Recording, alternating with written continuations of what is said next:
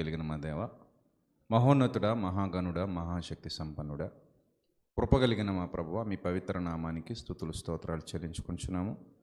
ఇప్పటి వరకు పాటల ద్వారా మిమ్మల్ని మహింపరచడానికి మీరు సహాయం చేశారు. అలాగే అనేక మంది పిల్లలు బాప్తిస్మం ద్వారా మీ యొక్క రాజ్యంలోనికి ప్రవేశించారు. అందును బట్టి కృతజ్ఞతాస్తుతులు చెల్లిస్తున్నాను తండ్రి.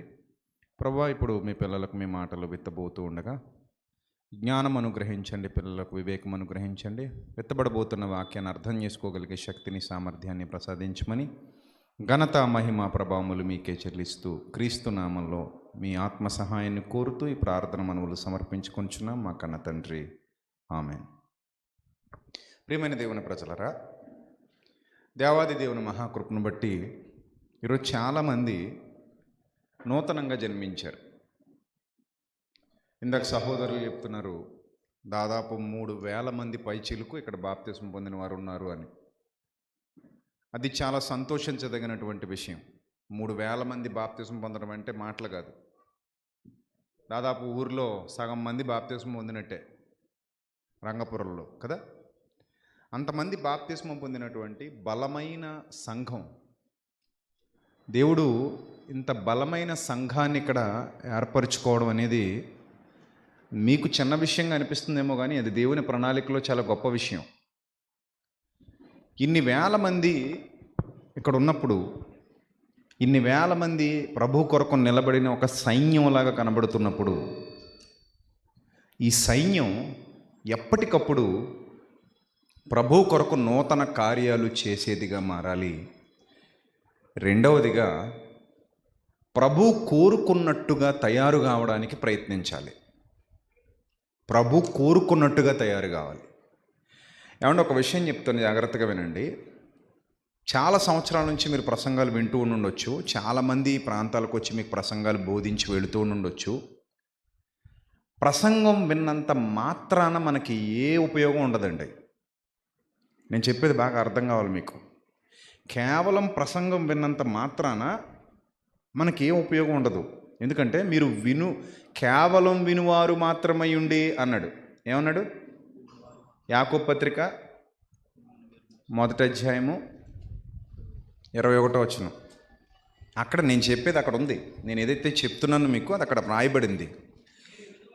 మీరు వినువారు మాత్రమై ఉండి అంటే కేవలం వినేవాళ్ళుగా ఉంటే ఆ ప్రసంగం వల్ల మీకు ఎలాంటి ప్రయోజనం ఉండదు.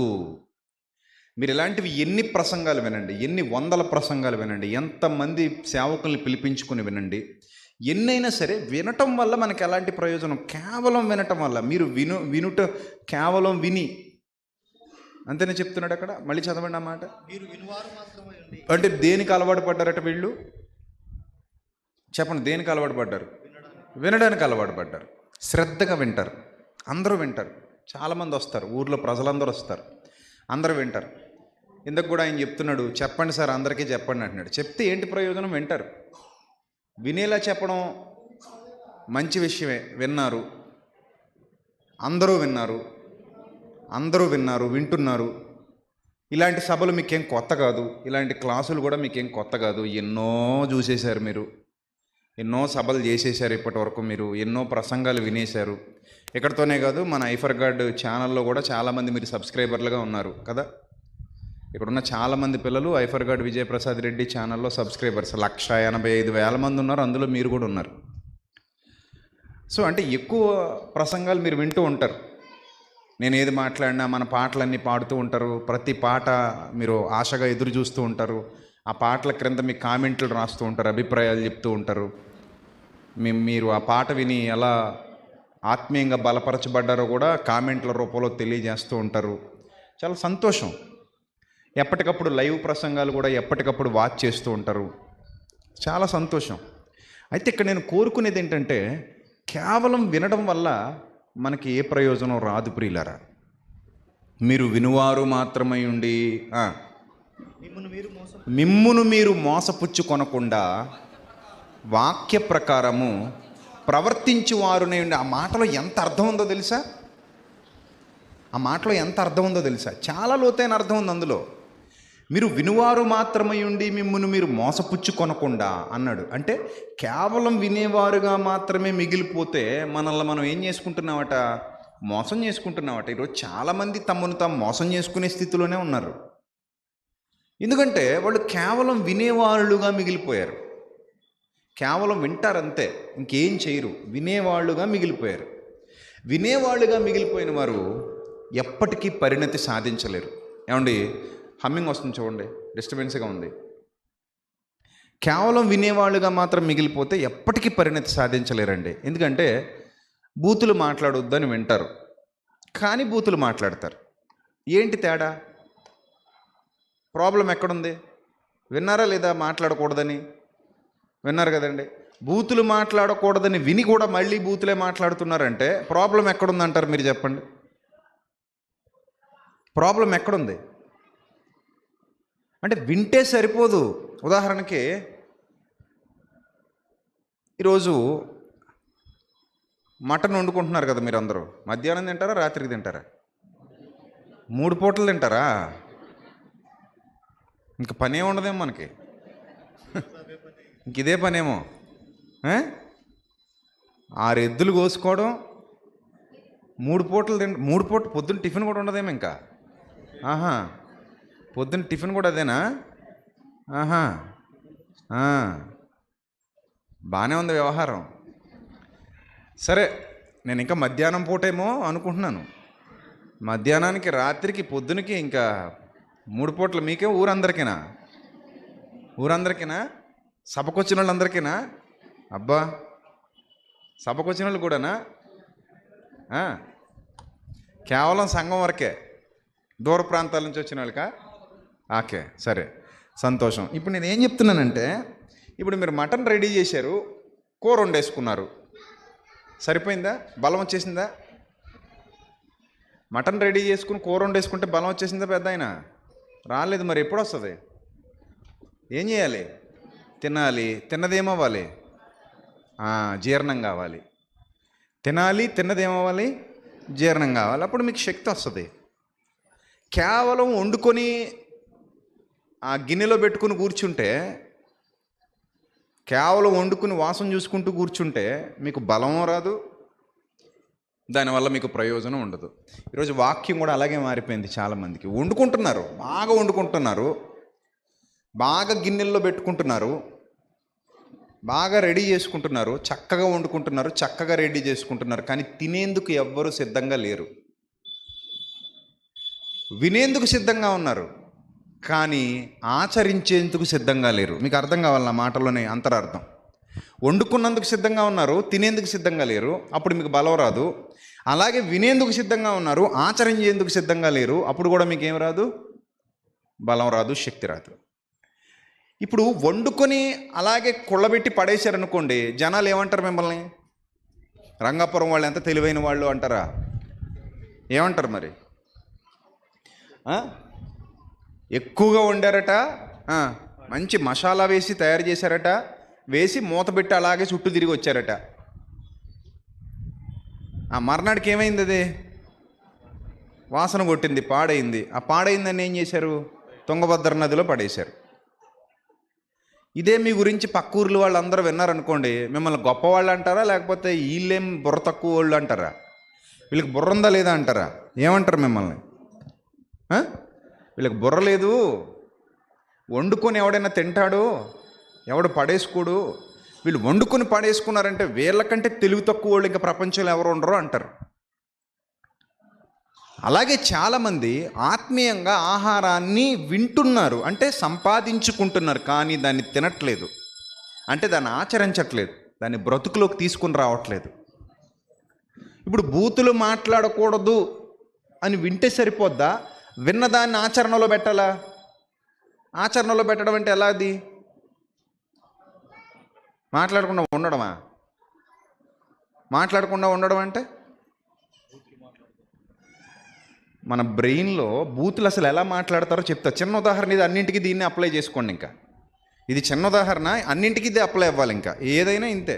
బూతుల, ఇంకొకటి అబద్ధాల, మోసాల, నరహత్యల, దొంగతనాల, వ్యభిచారం, అజారత్వం, సంథింగ్ ఏదైనా సరే విన్నదాన్ని మన బ్రతుకులోనికి అప్లై చేసుకోవడం ఎలా అంటే, వింటే అలా విన్నాం కాబట్టి ఇంకా అలా చేయకుండా ఉండాలి అన్నట్టు కాదు. అక్కడ దానికంటూ ఒక ప్రాక్టీస్ ఉంటుంది. ఆ ప్రాక్టీస్ ఎలా అంటే, ఈరోజు మీరు బూతులు మాట్లాడకూడదు అన్న వాక్యం విన్నారనుకోండి, మీరు సరసోక్తులైనను, బూతులైనను, పోకిరి మాటలైనను, ఉచ్చరింపకుడి అలాగనే ఉంది బైబిల్లో. మీరు కృతజ్ఞతావచనమే ఉచ్చరింపవలను కానీ, మీ నోట అనుకూల వచనమే ఉచ్చరింపవలను కానీ, బూతులు కానీ, సరసోక్తులు కానీ, పోకిరి మాటలు కానీ వినుటకు మేలు లేనటువంటి, వినుటకు ఉపయోగపడనటువంటి, అది వినడం వల్ల ఎలాంటి ప్రయోజనం లేదు అనేటువంటి మాటలు మీ నోట్లో నుంచి రానివ్వకండి అని వాక్యం ద్వారా మనం విన్నాం. ఎంతమంది విన్నారు ఈ మాట? మీ చేతులు చూపించాలి. ఎంతమంది విన్నారు? నాకు తెలుసండి వచనాలు అన్న వాళ్ళు చేతులు చూపించాలి. నాకు బాగా తెలుసండి వచనాలు అన్నవాళ్ళు. మీకు తెలీదా? తెలుసు కదా, మరి చూపించండి. నాకు బాగా తెలుసు అన్నవాళ్ళు, ఈ వచనాలు నాకు బాగా తెలుసు అన్నవాళ్ళు చేతులు చూపించాలి. అంటే నాకు మీరు వింటున్నారో లేదో నాకు తెలియాలి కదా. మీకు తెలియదు ఈ వచనాలు? విన్నారు కదా, నేనే కాదు కదా, చాలాసార్లు చాలామంది చెప్పగా మీరు విన్నారు.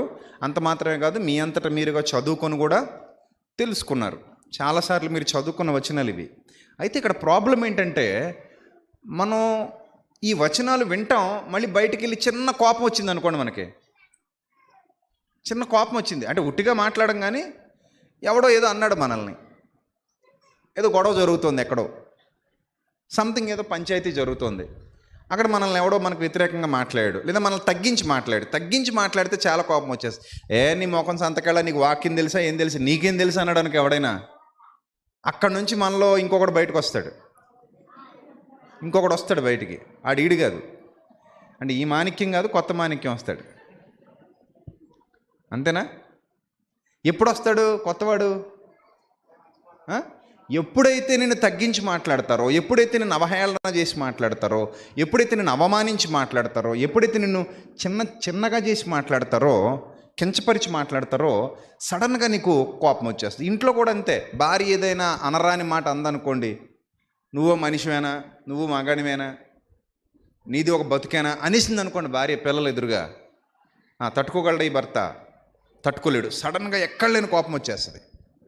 ఇంకా భర్త ఏమైనా భార్యని సడన్గా ఒక మాట అనేసాడు అనుకోండి, నీది ఒక బతుకేనా, నువ్వు ఒక మనిషివేనా, నువ్వు ఉన్నావు, రోడ్డు మీద ఆ జంతువు ఉంది, ఎందుకు బతుకుతున్నావు, నీకేం అర్థం కావట్లేదు, ఇలాంటి పదాలు ఏమైనా వాడాడు అనుకోండి భర్త, ఆటోమేటిక్గా భార్యకు కూడా ఎక్కడ లేని కోపం వచ్చేస్తుంది. అప్పుడు వీళ్ళ మధ్యలో భార్యాభర్తలు కానివ్వండి, కుటుంబ సభ్యులు కానివ్వండి, సంఘ సభ్యులు కానివ్వండి, బయట ఎవరైనా మనకు తెలిసిన వాళ్ళు కానివ్వండి, ఎప్పుడైతే ఇలాంటి సిచ్యువేషన్ ఎదురైందో ఆటోమేటిక్గా మనలో నుంచి ఒక అసభ్యకరమైన పదజాలం బయటకు వస్తుంది.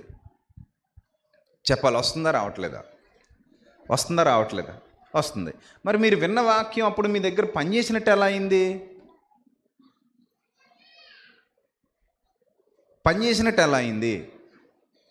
మనకి జ్వరం వచ్చిందండి. జ్వరం వస్తే వైద్యుడి దగ్గరికి పోతే ఏమిస్తాడు? ట్యాబ్లెట్లు ఇస్తాడు. మ్యాక్సిమం డోలో 650 వేసుకోమంటాడు. ఇప్పుడు అందరూ డోలో 650 మింగుతున్నారు. కరోనా వచ్చినా కూడా జ్వరం తగ్గాలంటే డోలో 650. సో డోలో 650 10 ట్యాబ్లెట్లు జేబులో పెట్టుకుని రోజు తిరుగుతున్నాం అనుకోండి, ఎక్కడున్నాయి ట్యాబ్లెట్లు? ఎక్కడున్నాయి? జేబులో ఉన్నాయి, గుండెల మీద ఉన్నాయి. ట్యాబ్లెట్లు ఎక్కడున్నాయి? గుండెల మీద ఉన్నాయి. అంటే జేబులో పెట్టుకొని రోజు తిరుగుతున్నాం, కానీ జ్వరం తగ్గట్లా.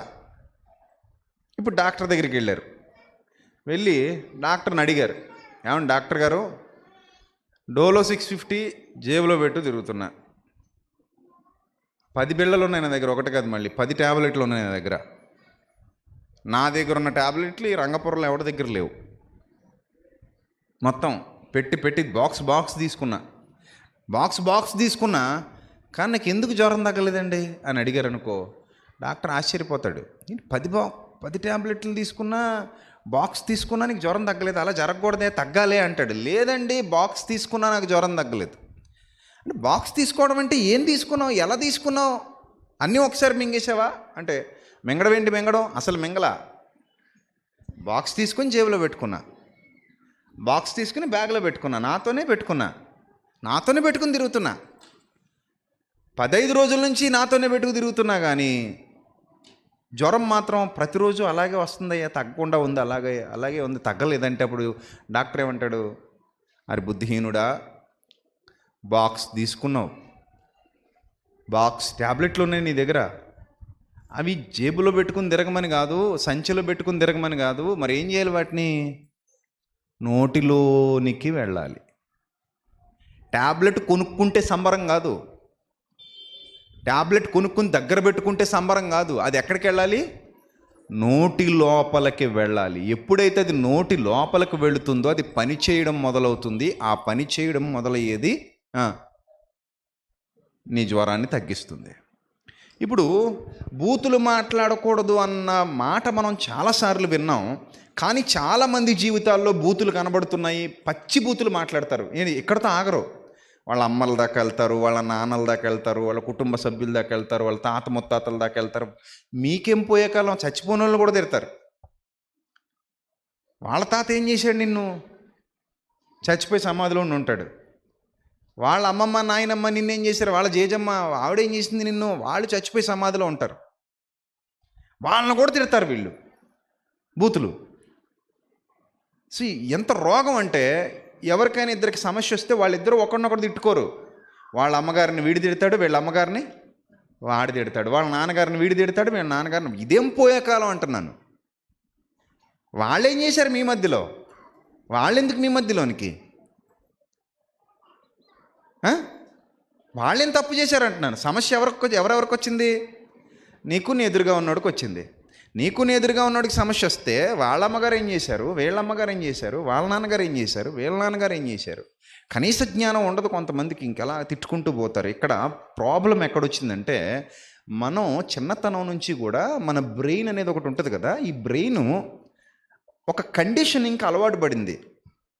ఆ కండిషనింగ్ ఏంటంటే, ఈ సమయంలో నేను బూతులు మాట్లాడాలి, అంటే కోపం వస్తే బూతులు మాట్లాడాలి, నా కోపాన్ని వ్యక్తపరచడానికి నాకు ఒక ప్రత్యేకమైన భాష కావాలి, నా ఎమోషన్ని చెప్పటానికి, అంటే నాకున్న కోపాన్ని తీర్చుకోవటానికి, దాన్ని బయట పెట్టడానికి, ఇతరులకు దాన్ని అర్థం చేయించడానికి నాకు ఒక ప్రత్యేకమైన భాష కావాలి అని చిన్నప్పటి నుంచి మన బ్రెయిన్కి ఒక కండిషనింగ్ చేసేసారు మన పూర్వీకులు.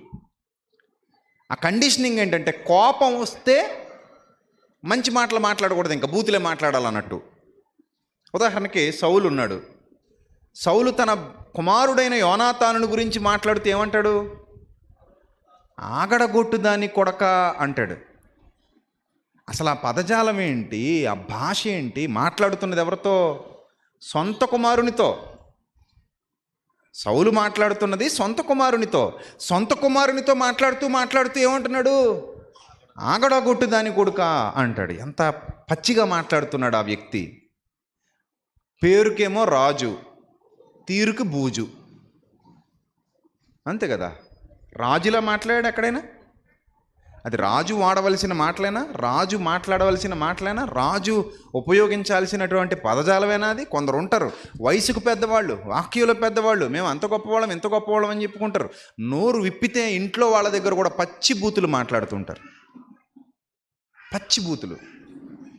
సో దీని అంతటికి కారణం ఏంటంటే, మన బ్రెయిన్కి ఒక కండిషనింగ్ అనేది చేయబడింది.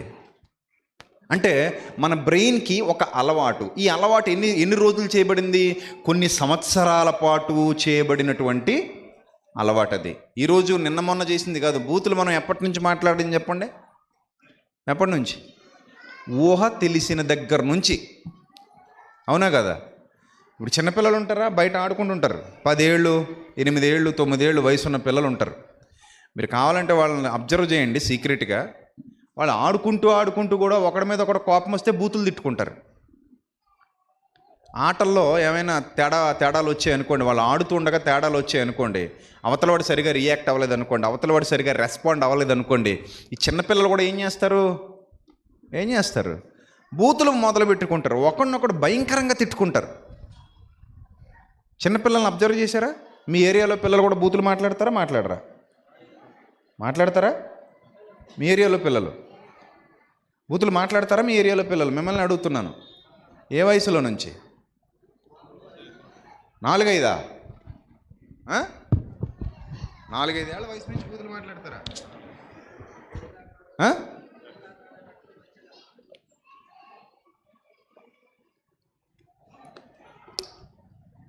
మీరు విన్నారా, మామూలుగా చెప్పేస్తున్నారా? 4-5 ఏళ్ల నుంచి బూతులు. 4 ఏళ్ళు అంటే నా కొడుకు కంటే 1 సంవత్సరం ఎక్కువ అంతే. ఆడికి 3 ఏళ్ళు ఇప్పుడు. చక్కగా వాక్యం చెప్తున్నాడు. అసలు మా వాడికి బూతులు అంటే ఏంటో కూడా తెలీదు. ఎందుకంటే బూతులు ఎలా వస్తాయి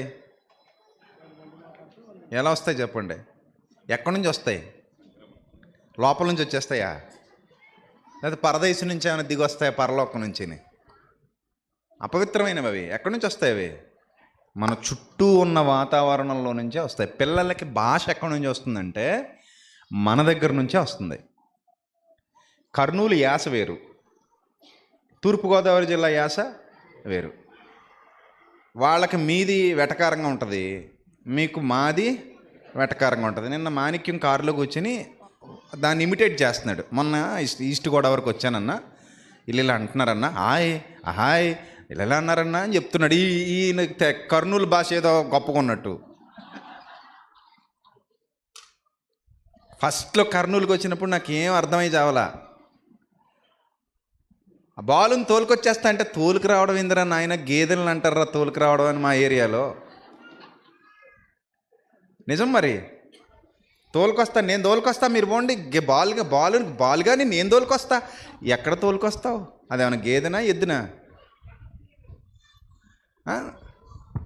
యాక్చువల్లీ తోలుకు రావడం అనేది మా ఏరియాలో గేదెలకి వాడతారు. పెళ్లి కూతురుని తోలుకురా అంటే తొంతారు. అర్థమైందా? ఎందుకంటే అది నేనేమైనా గేదెని అనుకున్నావా? తీసుకురా అని చెప్పాలి, తోలుకురా అంటావేంటి నువ్వు అని గొడవకొస్తారు కూడా. సో ఒక్కొక్క ఏరియాకి ఒక భాష అలవాటు పడిపోయి ఉంటారు. ఇదేనా మన పిల్లలు నేర్చుకుంటారు? ఇప్పుడు మీ పిల్లలు తీసుకురా అంటారా, తోలుకురా అంటారా? తీసుకురా అంటారా, తోలుకురా అంటారా? తోలుకురా అని అంటారు. ఎందుకు తోలుకురా అంటారు? మనం అదే నేర్పించాం. అది కర్నూలు వాడుక భాష. ఏదైనా బండి ఆగిపోయింది అనుకోండి, దొబ్బండి అంటారు. దొబ్బండి ఏంట్రా బాబు, బూతు మాటలాగా ఉందనిపిస్తుంది మాకు. అర్థమైందా? యాక్చువల్లీ మా సైడ్ ఏం మాట్లాడతారంటే, ఏదైనా బండి ఆగిపోతే తొయ్యండి అంటారు. నెట్టండి, లేకపోతే నెట్టండి, లేకపోతే తొయ్యండి. మరి ఇక్కడో దొబ్బండి. సో ఇప్పుడు మాణిక్యం కానీ అటు సైడ్ వెళ్ళి ఈ భాష వాడాడు అనుకోండి, కొడతారు కూడా. కొట్టినా కొడతారు, ఆశ్చర్యం ఒక్కర్లా. ఏందే బూతులు మాట్లాడుతున్నావు మా ఇంటికి వచ్చి అంటారు, కొడతారు. సో ఇవన్నీ ఎలా వస్తున్నాయి మనకంటే వాడుక. మనం ఇక్కడ అదే అలవాటు పడ్డాం. సో మనకు చిన్నప్పటి నుంచి మనకెలా వచ్చాయి మరి అవి? మనకెలా వచ్చాయి? మన నాయనల దగ్గర నుంచి వాళ్ళు మాట్లాడారు, మన పెద్దవాళ్ళు వాళ్ళు ఇదే భాష మాట్లాడారు, వాళ్ళ దగ్గర నుంచి మనం నేర్చుకున్నాం. సో మనం ఇదే అలవాటు పడిపోయాం. మన ఏరియాలో ఇదే భాష మాట్లాడుకుంటాం. మనకేం అదేం తప్పు అనిపించదు. తెలంగాణకి వెళ్ళిపోయాం అనుకోండి, ఎముకల్ని వాళ్ళు ఏమంటారు? ఎముకల్ని, మన శరీరంలోని ఎముకల్ని బొక్కలు అంటారు. బొక్కలు ఇరగొడతా అంటారు. అరే బొక్కలు అంటున్నారు ఏంట్రా బాబు, ఇది బూతు కదా అనుకుంటారు. అటు సైడ్ ఇచ్చేస్తే ఇక్కడ కూడా బూతేనట ఆ మాట. కానీ తెలంగాణలో అది బూతు కాదు, ఎముకల్ని. ఒకరోజు నేను వెళ్ళినప్పుడు బొక్కలు పులుసు పెట్టామంటే, పులుసు పెట్టాడంటే ఏం పులుసురా బాబు ఇది అనుకుంటున్నాం. అంటే మటన్ ఎముకలు తీసుకొచ్చి వాటితో పులుసు పెట్టుకుంటారు వాళ్ళు, వాటిని ఈ విధంగా వాడతారు. సో కాబట్టి ప్రాంతాన్ని బట్టి భాష మారుతోంది, ప్రాంతాన్ని బట్టి యాస మారుతోంది. కొన్ని ప్రాంతాల్లో కొన్ని బూతులు కాదు, కొన్ని ప్రాంతాల్లో మాత్రం కొన్ని బూతులే. ఇప్పుడు బూతు అనే దాన్ని నిర్వచించాలి అంటే అది ప్రాంతం మీద ఆధారపడి ఉంటుంది. దేని మీద ఆధారపడి ఉంటుంది? ప్రాంతం మీద, వాళ్ళ వాడుక మీద, అంటే వాళ్ళ మనస్సాక్షి మీద. అందరికీ ఒక పదం ఆమోగ్యంగా ఉందనుకోండి, ఆమోదయోగ్యంగా, అది అక్కడ బూతు కాదు. నేను అదే చెప్తున్నా. ఇప్పుడు తెలంగాణలో ఆ పదం బూతు కాదు, మనకు వచ్చేసరికి బూతు. అంటే ఇప్పుడు వాళ్ళ మనస్సాక్షిని బట్టి అది బూతు కాదు, మన మనస్సాక్షిని బట్టి అది ఏమవుతుంది? బూతు అవుతుంది. బాగా అర్థం చేసుకోవాలి మీరు. అంటే ఇదంతా దేని మీద బేస్ అయి ఉంది? ఇప్పుడు బూతుల వ్యవహారం అంతా దేని మీద బేస్ అయి ఉంది? మనస్సాక్షి మీద. ఇప్పుడు అరకులోయలో కొంతమంది ప్రజలు నివసిస్తారు. వాళ్ళకి తెలుగు అది ఏమీ రాదు, వాళ్ళ భాష వేరు. అరకులోయలో, అరకు వ్యాలీ తెలుసు కదా, విశాఖ జిల్లా. ఎప్పుడైనా వెళ్ళారా? బాగుంటుంది, మంచి ఏరియా, చాలా బాగుంటుంది. చూడముచ్చటగా మనకు దగ్గరలో ఉన్న అత్యంత అందమైన ప్రదేశం అరకు వ్యాలీ. మాకు బాగా దగ్గర, నాకైతే ఒక 2 గంటలన్నర ప్రయాణం. అక్కడ ఒక జాతి ప్రజలు ఉంటారు, వాళ్ళకి తెలుగు అది ఏమీ రాదు, వాళ్ళు మాట్లాడే భాష వేరు, అదేదో భాష మాట్లాడతారు, మనకు అర్థం కాదు ఆ భాష. గడ్డి అన్న పదం అక్కడ పచ్చి బూతు. గడ్డి, మనం గడ్డి అంటే పశువులకి వేసే మేతను మనం ఏమంటాం? చేలో ఉన్నదాన్ని గడ్డి అంటాం. కానీ అక్కడికి వెళ్ళి గడ్డి అన్నారనుకోండి, మిమ్మల్ని గడ్డి గరిపించేస్తారు. ఇంకా చాలా పచ్చి బూత్ అనమాట అక్కడ.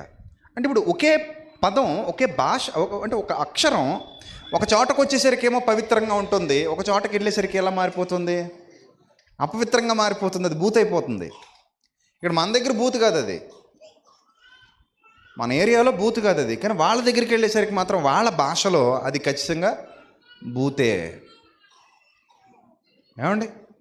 అంటే ఇప్పుడు మనకి అందరికీ ఏమర్థమైందంటే, మనం ఎక్కడైతే నివసిస్తున్నామో, ఏ ప్రాంతంలో అయితే నివసిస్తున్నామో, ఆ ప్రాంత ప్రజల మనస్సాక్షికి చెడ్డదిగా తోచనిది బూతు కాదు. ఆ ప్రాంత ప్రజల మనస్సాక్షికి ఏదైతే చెడ్డదిగా తోస్తోందో అది మాత్రమే చెప్పండి బూతు. ఇప్పుడు ఇక్కడ బూత్ అనగానే ఇంక అంత ప్రపంచానికి అందరికీ ఒకటే ఆపాదించకూడదు. మళ్ళీ మీకు బాగా అర్థం కావాలని చెప్తున్నా, చాలామంది సేవకులు ఇలాంటి విషయాలు టచ్ చేయట్లేదు, వాళ్ళకి తెలియదేమో. మరి బూత్ అనగానే నాకు బూత్ అయింది నీకు బూత్ అవ్వాలనేమి రూల్ లేదు. నేను చెప్తున్నాను కదా, నీకు బూత్ అయింది నాకు బూత్ అవ్వాలనేమి రూలు లేదు. ఎందుకంటే నా ప్రాంతానికి అది అలవాటు, నీ ప్రాంతానికి ఇది అలవాటు. సో ఏ ప్రాంతం దేన్నైతే తృణీకరిస్తుందో, ఏ ప్రాంతం దేన్నైతే నిషేధిస్తోందో, ఇక ఇవన్నీ పక్కన పెడితే మన మనస్సాక్షి దేన్నైతే నిషేధిస్తోందో అది మనకి బూతు.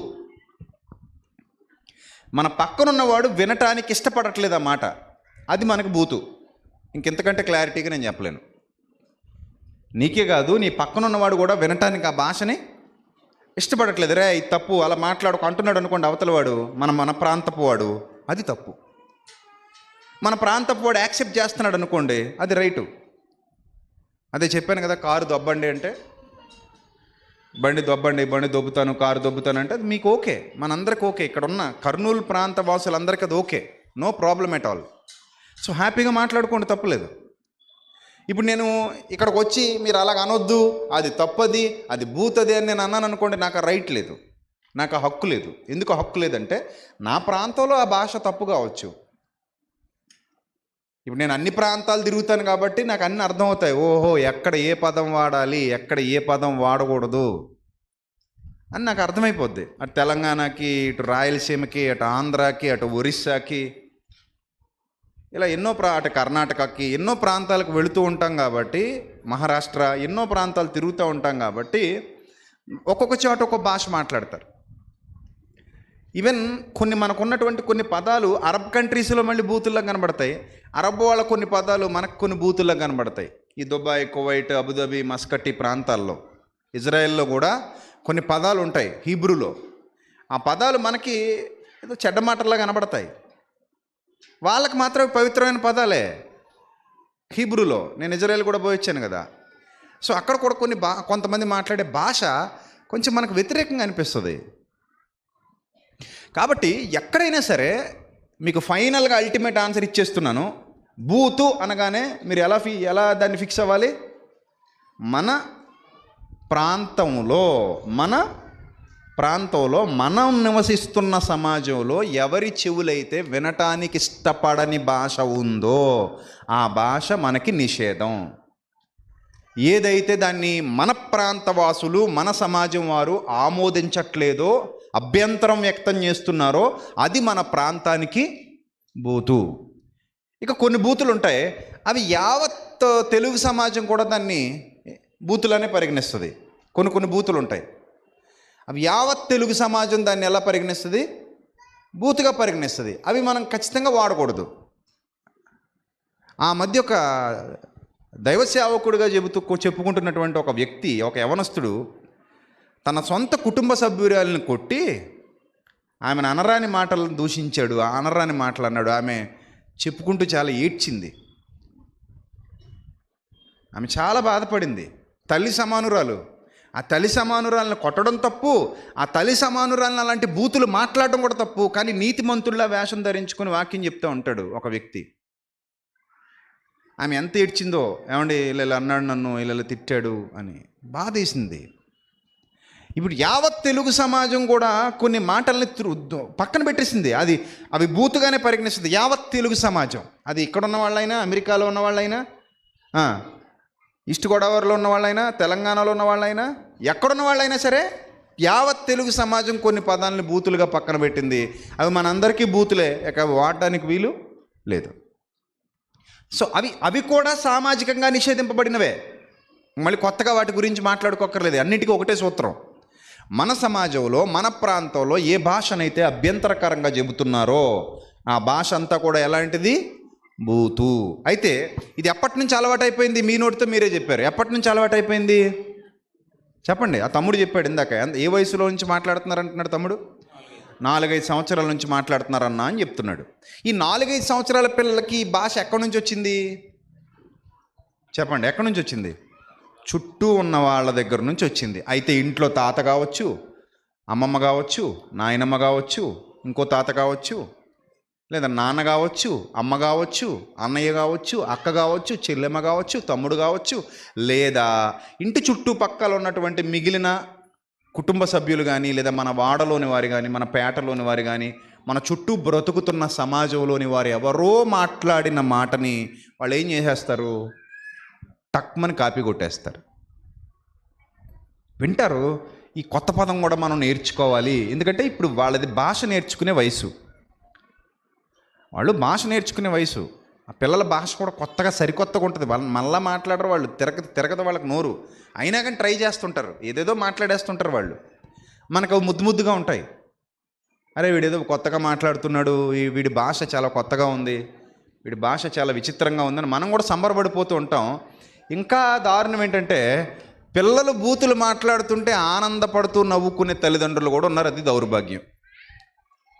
ఉన్నారు లేరా? దగ్గరుండి మరి మాట్లాడు. అరే కొత్తగా మా వాడు ఒక భాష అంటున్నాడు, ఇలా ఇటర్ అని వెటకారం పిలిచి మామయ్యనను ఇందాకేదో అన్నావు కదా, మామయ్యనను ఇందాకేదో అన్నావు కదా, తాతయ్యనను ఇందాకేదో అన్నావు కదా, ఇక బాబాయ్నను, అరే మామ ఇట్రా మా వాడు ఏదో కొత్త భాష మాట్లాడుతూ ఇది మా మామనను అనేసరికి వాడు ఇంకా సంబరంగా అంటాడు. దగ్గరుండి ప్రోత్సహిస్తున్నది ఎవరు? తండ్రే ప్రోత్సహిస్తున్నాడు. ఏమని? ఇదిగో తాతనను, మామనను, వాళ్ళను, వీళ్ళను, భావనను, అతనను, ఇతనని అలా అందరినీ అనిపించేసరికి అది మనకి ఇది ఎంటర్టైన్మెంట్లా ఉంటుంది. ఎందుకంటే చిన్నపిల్లాడి నోట్లో నుంచి బూతు మాట వస్తుందంటే ఎంత వినసొంపుగా ఉందన్నమాట. మీకు వినసొంపుగా ఉందా? వాడు పెరిగి పెద్ద అయిన తర్వాత అదే పచ్చి మాటలు, అదే దారుణాతి దారుణమైన మాటలు, కత్తిపోటు వంటి మాటలు పలుకువారు కలరు అన్నాడా లేదా? కత్తిపోటు వంటి మాట అంటే కత్తితో పోటు పొడిస్తే ఎంత నొప్పిగా ఉంటుందో మాటతో పొడిచినా అంతే నొప్పిగా ఉంటుందట. సో అలాంటి మాటలు పలుకువారు మీలో కలర్ అన్నాడు. రేపొద్దున్న మీ పిల్లలు అదే భాష మీ మీద ప్రయోగిస్తారు. అప్పుడు ఎంత బాధగా ఉంటుంది మీకు. కాబట్టి పిల్లలకు చిన్నప్పటి నుంచి ఒక కండిషనింగ్కి అలవాటు చేసేసాం. ఒక కండిషనింగ్కి అలవాటు పడిపోయారు వాళ్ళు. ఆ కండిషనింగ్ ఏంటంటే ఇదిగో మా ప్రాంతంలో మాట్లాడుతున్నటువంటి ఈ భాష మేము కూడా మాట్లాడాలి, ఈ బూతులు మేము కూడా మాట్లాడాలి. కండిషనింగ్కి అలవాటు పడిపోయారు. అది జుగుప్సాకరంగా ఉన్నా, వినడానికి బాగోకపోయినా, ఎప్పటి నుంచో వస్తున్నటువంటి భాష కనుక దాన్ని అలా అలవాటు చేసేసుకున్నారు. ఇంకా ప్రత్యేకంగా కొంతమంది అయితే కోపం వచ్చినప్పుడు ఖచ్చితంగా మాట్లాడాలి అని ఫిక్స్ అయిపోయి మాట్లాడుతున్నారు. ఇప్పుడు మీ అందరిలో బూతులు మాట్లాడే వాళ్ళు ఎంతమంది ఉన్నారు? నిస్వార్థపూరితంగా, నిర్మోహమాటంగా దేవుని సన్నిధిలో చెయ్యెత్తేయండి. మంచోళ్ళు ఎప్పుడు మంచోళ్ళే డేరింగ్గా ఉంటారు. తప్పు చేస్తే తప్పు చేసిన ఒప్పేసుకుంటే అందులో తప్పే ఉంది. నేను మాట్లాడానని చెయ్యెత్తేస్తాను. నేనేం భయపడిన ఎవడికి. నేను ఒకవేళ మాట్లాడాను అనుకోండి బూతులు, నేను మాట్లాడానని చెయ్యెత్తేస్తాను. అది డేరింగ్ అండ్ డాషింగ్ అంటే. అంతేగాని అమ్మో నేను సంఘ పెద్దను కదా, ఇప్పుడు ఇక్కడ చెయ్యెత్తితే వీళ్ళందరి ముందు చిన్నబోను, నేను అమ్మో నేను కాపరిని కదా అంటే ఇంక నువ్వు పిరికోడివి, నీకు ధైర్యం లేదు. ధైర్యం ఉందనుకో, తప్పు చేస్తే నేను తప్పు చేశా అని ఒప్పుకో. ఎవడని చంపేస్తాడా? పోనీ ఎవడైనా నీతిమంతుడా? అందరూ తప్పులు చేసిన వాళ్ళే కదా. బూతు మాట్లాడితే నేను మాట్లాడా ఒప్పేసుకో. ఎవడ నీతిమంతుడు? అందరూ మాట్లాడిన వాళ్ళే కదా. ఇక్కడ అందరూ రోగులమే, ఆరోగ్యవంతులు ఎవరు లేరు. యేసుక్రీస్తు ఎవరి కోసం వచ్చాడు? రోగుల కోసం వచ్చాడా, ఆరోగ్యవంతుల కోసం వచ్చాడా? రోగులమే కదా. మరి మనందరం రోగులం కాబట్టే కదా ఆయన హాస్పిటల్లో జాయిన్ అయ్యాం. యేసుప్రభు వారి హాస్పిటల్లో ఎందుకు ఎవరు జాయిన్ అవుతారు? పాపులైన రోగులే జాయిన్ అవుతారు. ఆయన హాస్పిటల్ అందుకే ప్రత్యేకం, పాపులకు ప్రత్యేకమైన హాస్పిటల్. ఇంకా ఆయన హాస్పిటల్లో నీతిమంతులకు చోటు లేదు. ఆయన హాస్పిటల్లో వైద్యం స్వీకరించడానికి వచ్చిన ప్రతివాడు ఎవరు? పాపి. కాబట్టి ఇక్కడ బూతులు మాట్లాడే అలవాటు ఉన్న వాళ్ళు ఉన్నారు. కొంతమంది సిగ్గుపడుతున్నారు. కొంతకి సిగ్గుపడే పరిస్థితి ఎందుకంట నాకు అర్థం కాదు. కొంతమంది ధైర్యంగా చేతులు ఎత్తారు, గ్రేట్. అలాగే ఉండండి. ఏదైనా చేస్తే తప్పు అయితే తప్పుని ఒప్పుకోండి, రైట్ అయితే రైట్ అంతే, తప్పు అయితే తప్పు, రైట్ అయితే రైట్ అంతే. అలాగే ఉండాలి. అది డేరింగ్ అండ్ డాషింగ్ అంటే. అంతేగాని అబే నేను తప్పు చేస్తా కానీ కప్పేసుకుంటా, తప్పు చేస్తా కానీ జనం మధ్య ఒప్పుకోను అంటే అది డేరింగ్ కాదు. అది ఏదైనా సరే తప్ప తప్పే, ఒప్ప ఒప్పే, అలా ఉండాలి. నా చిన్నతనం నుంచి ఒక అలవాటు ఉంది నాకు. నా చిన్నతనంలో ఏమైందంటే ఒకరోజు ఒకడిని ఏదో అన్నాడని చెప్పేసి అప్పుడు చిన్న రేకు పలకలు వచ్చేవి. రేకు పలకలు వస్తే ఒక్కటేసా, కాలు దిగిపోయింది. కాలు దిగిపోతే కుట్లు పడతాయి. ఇప్పుడు ఇంటికి పోయాడు. నేను చిన్న ఉన్నప్పటికీ ఒక 6వ తరగతో 7వ తరగతో ఏమో చదివేది. ఇంటికి పోయేసరికి ఇప్పుడు వాళ్ళ ఫ్యామిలీని మొత్తాన్ని తీసుకొని ఇప్పుడు ఎవడు కొట్టింది ఎవడు నిన్నంటే ఎవడో కొట్టాడు. సో ఆ కొట్టినోడు ఎవడు ఇప్పుడు స్కూల్కి వస్తారు. స్కూల్కి వచ్చిన తర్వాత స్కూల్ నుంచి మళ్ళీ మా ఇంటికి వస్తారు. మా ఇంటికి వచ్చి మా నాన్న ముందు పంచాయతీ జరుగుతుంది. సో ఈ తలపోటు అంతా ఎందుకు, కొట్టింది నేనే, జరిగింది ఇది, నేనే నేరుగా ఇంటికి పోయా. వాళ్ళ నాన్న ఏదైనా నన్ను అనొచ్చు, నన్ను కొట్టవచ్చు, ఏదైనా జరగవచ్చు, ఐ డోంట్ కేర్. కొట్టింది నేను, అది తెగింది నా వల్లే తెగింది. సో నేనే వాళ్ళ ఇంటికి వెళ్ళిపోయా. ఆ ఇంటికి వెళ్ళిపోయేసరికి వాళ్ళు ఆల్రెడీ తీసుకెళ్లారు. వాడిని కుట్లు వేయించారు, తీసుకొచ్చారు. 3 కుట్లు ఎన్నో పడ్డాయి. తీసుకొచ్చారు, కూర్చోబెట్టారు. వాళ్ళ అమ్మ ఒక పక్కన, వాళ్ళ నాయన ఒక పక్కన, అందరు ఉన్నారు. నేను డైరెక్ట్గా వాళ్ళ ఇంటికి వెళ్ళి మీ వాడిని కొట్టింది నేనే.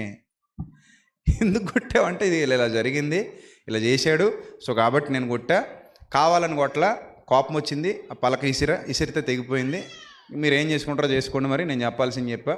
సో అదైతే నాది ఎంత తప్పు ఉందో మీ వాడిది కూడా అంతే తప్పు ఉంది. కొట్టడం నా తప్పు అయితే వాడు చేసిన తప్పు, సంథింగ్ ఇలా చెప్పేసి వచ్చేసా. వాళ్ళ నాన్న చాలా హ్యాపీగా ఫీల్ అయిపోయాడు.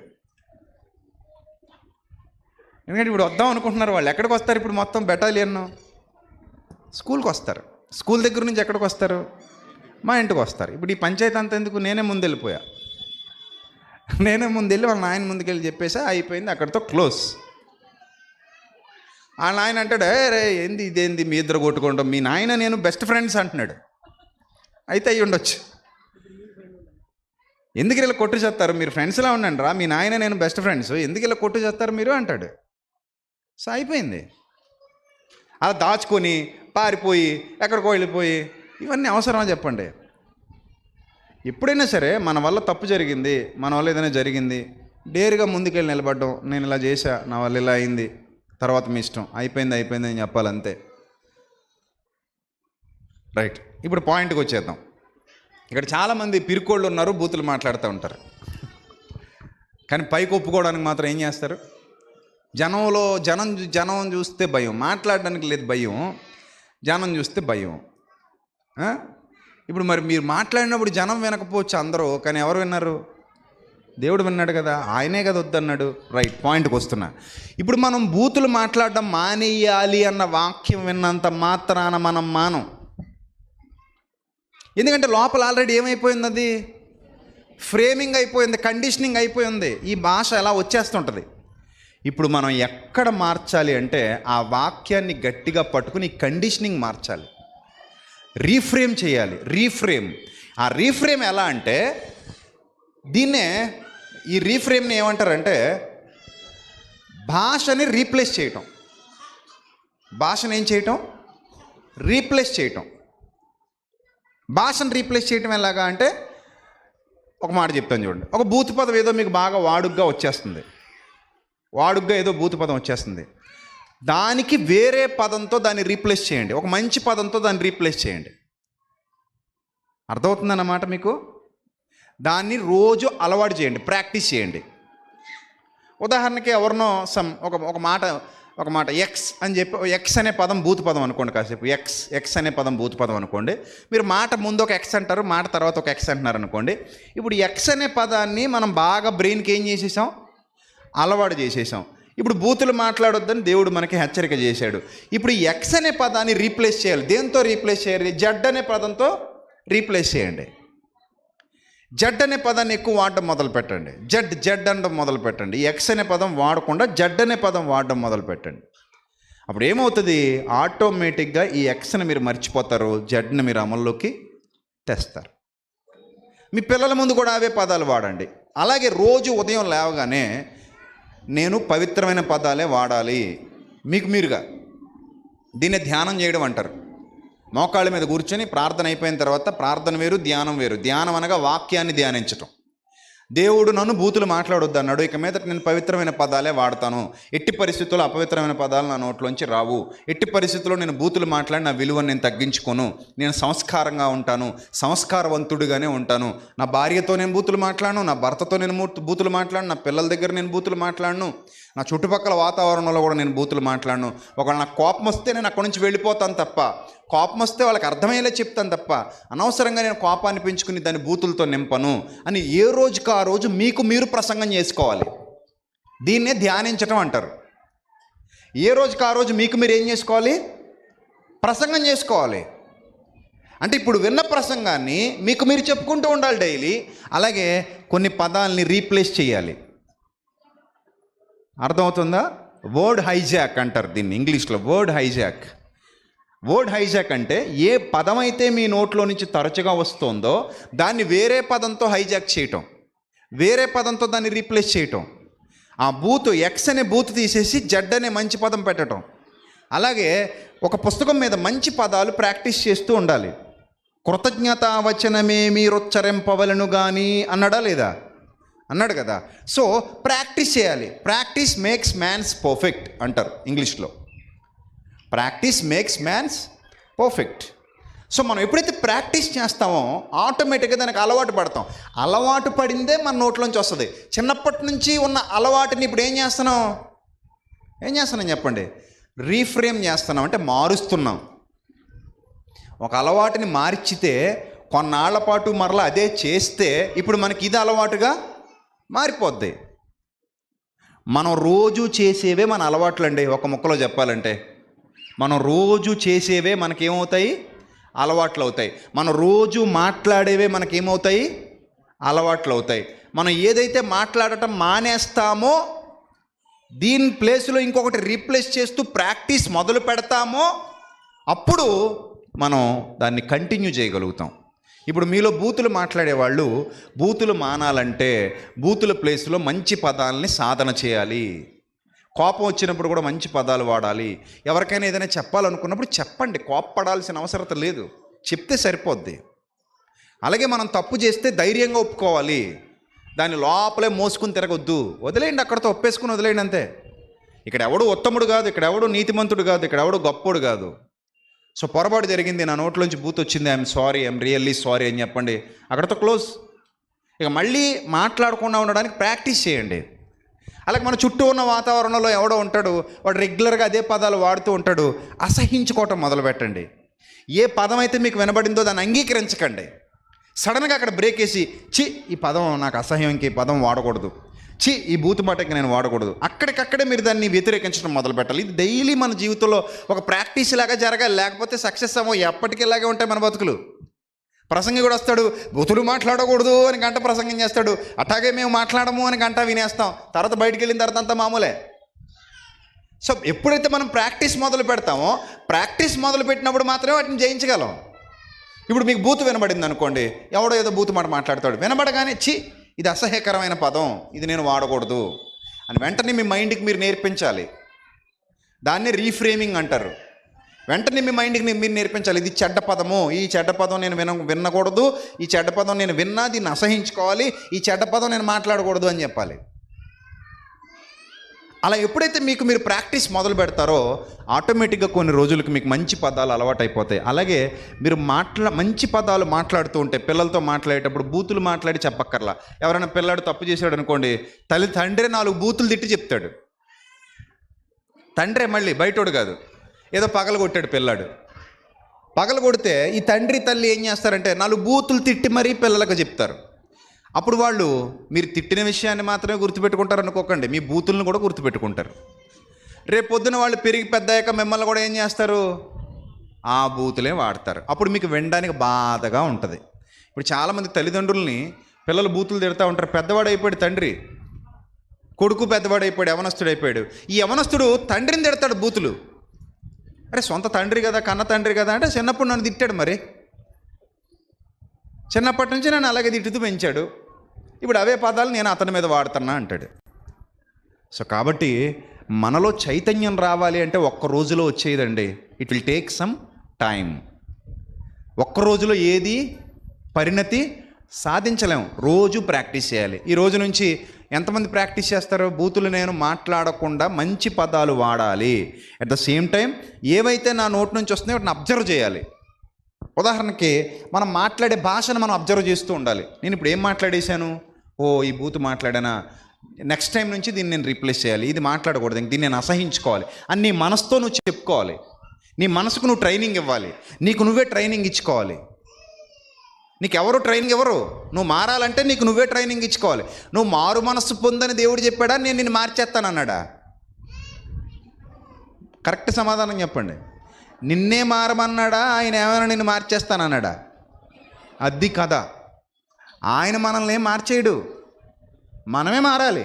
అంటే మనకు మనమే ప్రాక్టీస్ చేయాలి, మనకు మనమే కష్టపడాలి, మనకు మనమే శ్రమ పడాలి, మనకు మనమే నేర్చుకోవాలి, మన మైండ్కి మనమే ట్రైనింగ్ ఇవ్వాలి. మనం ట్రైనింగ్ ఇస్తేనే అది మనం సాధ్యం చేయగలం. ట్రైనింగ్తోనే కదండి అన్నీ నేర్చుకున్నారు. ఇప్పుడు వరకు నేర్చుకున్నవన్నీ ఎలా నేర్చుకున్నారు? ట్రైనింగే. చిన్నప్పుడు మీకు అన్నం తినడం కూడా రాదు. ఈరోజు మొక్కలు లెవలేస్తున్నారంటే ఎక్కడి నుంచి వచ్చింది అది? ట్రైనింగ్. చిన్నప్పుడు పిల్లాడికి అన్నం తినడం వస్తుందా? ఎలా తీస్తాడు, వేళతో ఎలా తీస్తాడు, అలా అంటాడు, ఎలా అంటాడు, ముక్కులు కూడా పోతాయి మెతుకులు. అరే నాయన, నువ్వు అన్నం తింటున్నావా, ఏమైనా చేస్తున్నావా అని తల్లి వచ్చి మళ్ళీ అవన్నీ కడిగి శుభ్రం చేసి తల్లి ముద్దలు చుట్టి తల్లి తినిపిస్తుంది. పిల్లలకు అన్నం తినడం కూడా రాదండి, అన్నీ నేర్చుకున్నవే. తలదూకోవడం కూడా రాదు, నేర్చుకున్నదే. స్నానం చేయడం కూడా రాదు పిల్లలకి. ఏం చేశారు? నేర్చుకున్నారు. ఈత కొట్టడం. మీరు ఎంతమంది ఈత కొట్టగలరు? గట్టిగానే ఉన్నారా? మంచిది. ఎలా వచ్చింది? తీసుకెళ్ళి తోసేస్తే వచ్చేస్తుందా తుంగభద్ర నదిలో? మరి ఏం చేయాలి? తీసుకెళ్ళి తోసేస్తే చచ్చూరుకుంటావు. మరి ఏం చేస్తే వస్తుంది? Training, practice. ఎవడో ఎత్తొచ్చినోడు ఉంటాడు, తీసుకెళ్తాడు, నిన్ను పట్టుకుంటాడు. అరే ఇలా పట్టుకుంటాను, ఇలా కాళ్ళు చేతులు ఇలా అనరా, కాళ్ళతో ఇలా నీటి నోసుకుంటూ చేతులతో ఇలా అనుకుంటూ పోరా, ముందుకు పోతావు అంతే. అంటే ఒక 2-3 రోజులు నేర్పించేసరికి నీకు ఆటోమేటిక్గా వచ్చేస్తుంది. లేకపోతే బేస్మెంట్ కావాలి, ఏదో ఒకటి సైకిల్ టైరో, లేకపోతే స్కూటర్ టైరో, లేకపోతే ఇంకా ట్యూబ్ ఉంటుంది కదా, ఆ ట్యూబ్ ఏదైనా గాలి నింపుకుని బయటకెళ్ళిపోయి దాంతో నేర్చుకోవచ్చు. లేదా అరటి చెట్టు, దాన్ని ఏమంటారు మీరు? దొంగలు. అరటి బొంద ఏమంటారు దాన్ని? ముద్ద, ఏదో ఒకటి. సో అరటి బొంతో లేదా అరటి ముద్ద తీసుకుని వెళ్ళి నీటిలో పడేసుకుని చక్కగా ఈత నేర్చుకోవచ్చు. చిన్నప్పుడు మేము అలాగే నేర్చుకున్నాం కాలువల్లో. సో ఇదంతా ట్రైనింగ్. అలాగే వాక్యం కూడా మన బ్రతుకులో ఎలా మారాలి? ట్రైనింగ్. వాక్యాన్ని మనం ఎలా తీసుకోవాలి? వినడం కాదు, దాన్ని ఏం చేయాలి?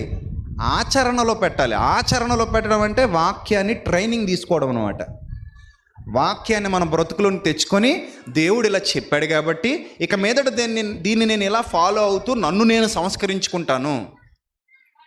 నేను ఇక మీదట బూతులు మాట్లాడకుండా ఇలాంటి చర్యలు తీసుకో. ఒక బుక్ మెయింటైన్ చేయాలి, ఆ బుక్లో రాసుకోవాలి, ఇదిగో నేను ఈరోజు ఇలా బూతు మాట్లాడాను, ఇక మీద మాట్లాడను, నేను ఎప్పుడు మంచి పదాలే మాట్లాడతాను, నా నోటి నుంచి ఎప్పుడు మంచి భాష వస్తుంది. ఇది ట్రైనింగ్ అనమాట. రోజు ఇలా చెప్పుకుంటూ ఉండండి మీతో మీరు. నేను ఎప్పుడు బూతులు మాట్లాడను, కృతజ్ఞత వచనమే ఉచ్చరిస్తాను, నా దేవుడు నాతో చెప్పాడు, నేను ఇక మీదట పవిత్ర పదజాలం వాడతాను, పవిత్రమైన పదాలు వాడతాను, అందరితో మంచిగా మాట్లాడతాను, ఏదైనా విషయం ఉంటే మంచి మాటలతోనే బోధిస్తాను, మంచి మాటలతోనే చెప్తాను. బూతులతో చెప్పాల్సిన అవసరత లేదు, బూతులు వాడి చెప్పాల్సిన అవసరత లేదు. నా పిల్లలకు కూడా మంచి పదాలు వాడుతూ చెప్తాను, మంచి భాష వాడతాను, మంచి భాషను ఉపయోగిస్తాను. నేను దేవుని కుమారుని కనుక ఆయనకు తగినట్టుగా మంచి భాష వాడతాను. నా ప్రాంతం వారందరికీ ఏది ఆమోదయోగ్యంగా ఉందో ఆ ఆమోదయోగ్యమైన భాష నేను వాడతాను. ఆ ఆమోదయోగ్యం కాని భాష నా నోటి వెంట రానివ్వను. ఎప్పటికప్పుడు మీరు ఇలా ట్రైనింగ్ ఇచ్చుకుంటూ ఉంటే కొన్నాళ్ళకి మీరు ఉప్పు వేసినట్టుగా రుచికరమైన సంభాషణ కలిగిన వారుగా మారిపోతారు. చిన్నప్పటి నుంచి మన సంభాషణ మనమే ప్రాక్టీస్ చేసాం. దేన్ని ప్రాక్టీస్ చేసేసాం? దేన్ని ప్రాక్టీస్ చేసేసాం? చెడ్డదాన్ని ప్రాక్టీస్ చేసేసాం. ఇప్పుడు దేన్ని ప్రాక్టీస్ చేయాలి? మంచిదాన్ని ప్రాక్టీస్ చేయాలి. ప్రాక్టీస్ వల్లే మీకు ఏదైనా సాధ్యం తప్ప వినెళ్ళిపోతే మీకు ఎలాంటి ప్రయోజనం ఉండదు. వినెళ్ళిపోతే ఎలాంటి ప్రయోజనం ఉండదు. ఒకరోజు ఒక అబ్బాయి నాకు ఫోన్ చేశాడు, అన్నయ్య నేను ఏదైనా అమ్మాయిని చూసినప్పుడు, నిజంగా చెప్తున్నా, ఎవరినైనా అమ్మాయి కొంచెం అందంగా కనబడినప్పుడు అలా అమ్మాయి వైపే చూస్తూ ఉండిపోతున్నాను అన్నయ్య, అది మోహపు చూపే కదా అన్నయ్య, తప్పు కదా అన్నయ్య, దాన్ని నేను అవాయిడ్ చేయలేకపోతున్నాను, ఎలా చేయాలో అర్థం కావట్లేదు అన్నాడు. నీకు టెక్నిక్ చెప్తా విను. ఎవరైనా ఒక అందమైన అమ్మాయి కనబడినప్పుడు ఆ అమ్మాయిని చూస్తూ ఉండగా ఒక మంత్రంలాగా అమ్మ అనే పవిత్రమైన భావనలో నేను చూడాలి అని ఒక మంత్రంలా జపించుకో. ఇప్పుడు ఆ అమ్మాయిని కూడా నేను ఏ భావనలో చూడాలి? అమ్మ అనే పవిత్రమైన భావనలో చూడాలి. అమ్మాయి కనబడింది, సడన్గా మోహపు చూపుతో చూడాలన్న ఆలోచన రాకుండా అమ్మాయి కనబడగానే బ్రెయిన్ యాక్టివేట్ అయిపోతుంది. ఏమని? అమ్మ అనే పవిత్రమైన భావన, మా అమ్మ లాంటిదే, మా చెల్లెలు లాంటిదే, ఆ పవిత్రమైన భావనతోనే నేను చూస్తాను. ఎప్పుడైతే ఈ ప్రాక్టీస్ మొదలుపెట్టాడో ఒక సంవత్సరం తర్వాత అదే కుర్రాడు కాల్ చేశాడు, అన్నయ్య నిజంగా నేను చాలా సక్సెస్ అయ్యాను అన్నయ్య, మీరు చెప్పిన సూత్రాన్ని పాటించాను. ఏ అమ్మాయి కనబడినా ఇది వరకు నేను చెడ్డగా చూసేవాడిని. అలా చెప్పుకునేవాళ్ళు కొంతమంది ఉంటారు, కొంతమంది చెప్పుకోవడానికి సిగ్గుపడిపోతారు. అది రోగం. అది రోగం వచ్చినప్పుడు వైద్యుడితో చెప్పుకున్నప్పుడు వైద్యుడు నీకు చక్కటి సలహా ఇస్తాడు, ఆ రోగం ఏమైపోద్ది? తగ్గిపోద్ది. కొంతమంది చెప్పుకోరు, ఇంకా అలాగే జీవితాన్ని గడుపుతూ ఉంటారు, లోపల లోపల నీతిమంతుల వేషం ధరించి ఎవరి దగ్గరికైనా వచ్చినప్పుడు మాత్రం నా అంత పరిశుద్ధులు లేడంటారు. ఎందుకంత కర్మ, ఎందుకంత అవసరం? దేవుడికి తెలియదా? మనం పాపులో ఆయనకి తెలియదా? మనల్ని బాగు చేయడానికే కదా వాక్యం దగ్గర తీసుకొచ్చాడు, మనల్ని సెట్ చేయడానికే కదా వాక్యం దగ్గర తీసుకొచ్చాడు.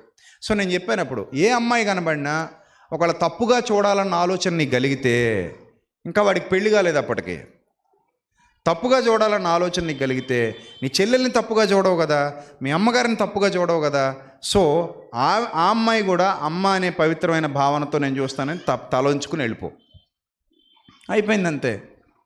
It's a practice. సో నీకు పెళ్ళైన తర్వాత నీ భార్యతో హ్యాపీగా ఉండు. నీ భార్యతో మోహపు చూపులు చూసుకుంటావో ఇంకేమన్నా చూసుకుంటావో చూసుకో, అది నీ ఇష్టం, అంతే కదా. నీ భర్త వైపు మోహంతో చూస్తావో కోరికతో చూస్తావో చూసుకో, నీ ఇష్టం. అది దేవుడు ఏర్పాటు చేసిన విధి, అదేం తప్పు కాదు, పాపం కాదు. భార్యాభర్తలు ఇద్దరు సంతోషించమని చెప్పాడు, హ్యాపీగా ఉండమని చెప్పాడు, ఆనందంగా ఉండమని చెప్పాడు, సంతోషంగా ఉండండి అని చెప్పాడు భార్యాభర్తలు ఇద్దరిని. ఎందుకంటే భార్య భర్త ఎడల, భర్త భార్య ఎడల వారి వారి ధర్మములు నడుపవలెను అని వ్రాయబడింది. సో హ్యాపీగా ఉండండి మీరిద్దరు. ఇలాంటి టెక్నిక్స్ ఫాలో అవ్వాలి. వాక్యం విన్నాము అంటే సరిపోదు, దాన్ని మన బ్రతుకులో ఏం చేయాలి? ఆచరణలో పెట్టాలి, ప్రాక్టీస్లో పెట్టాలి. ఎప్పుడైతే మనం వాక్యాన్ని ప్రాక్టీస్ చేస్తూ ఉంటామో మనం గొప్ప స్థితిలోనికి వెళ్తాం, మంచి స్థితిలోనికి వెళ్తాం. దీన్నే వాక్యాన్ని ధ్యానించటం అన్నాడు. ఏం చేయటం? ధ్యానించటం. కాబట్టి రేపటి నుంచి ధ్యానించండి, ప్రాక్టీస్ చేయండి, సక్సెస్ అవ్వండి. రాత్రి అనేకమైన సంగతులు మాట్లాడుకుందాం. త్వరపడి రండి, తల్ల వంచండి, ప్రార్థన చేసుకుందాం. పరిశుద్ధుడా, ప్రేమ కలిగిన తండ్రి, ఇప్పటివరకు విలువైన మీ వాక్య జ్ఞానాన్ని మీ పిల్లలకు ఉపదేశించడానికి సహాయం చేసినందుకు స్తోత్రం తండ్రి. వారు విని విడిచిపెట్టే గుంపులో గాక విన్న వాక్యాన్ని అనుసరించి జీవించగలిగే భాగ్యాన్ని ప్రసాదించండి. మీ పిల్లల్ని బలపరచండి, మీ కృపలో భద్రపరచండి. రంగపురం ప్రాంతంలో ఉన్న ప్రతి ఒక్కరిని దీవించండి, ఆశీర్వదించండి. మీకు ఇష్టమైన ఫలాలు ఫలించే పిల్లలుగా ప్రతి ఒక్కరూ సాధన చేయటానికి సహాయం చేయమని ఘనత, మహిమ, ప్రభావములు మీకే చెల్లిస్తూ రాత్రికి జరగబోతున్న సభను ఘనంగా జరిపించమని ప్రాధేయపడుతూ క్రీస్తు నామంలో ఈ ప్రార్థన మనవులు అడుగుచున్నాం మా కన్న తండ్రి. ఆమెన్. అందరికీ వందనాలు. May God bless you all. Thank you.